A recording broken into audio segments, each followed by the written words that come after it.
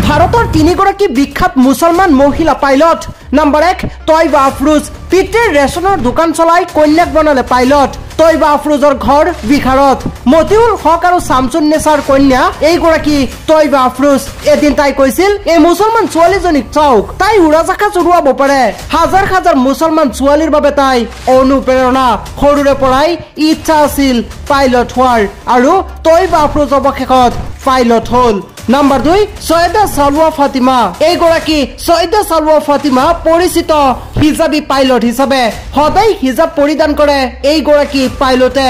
উৰাজাহাজ চলোৱাৰ সময়তো পাইলট গৰাকীয়ে পৰিধান কৰে হিজাব। পিতৃ বেকাৰীত কৰ্মৰত, ঘৰ তেওঁৰ হায়দৰাবাদত। বৰ্তমান হাজাৰ হাজাৰ মুছলমান ছোৱালীৰ বাবে অনুপ্ৰেৰণা এইগৰাকী সৈয়দা সালৱা ফাতিমা। নম্বৰ 3 সাৰা হামিদ আহমেদ।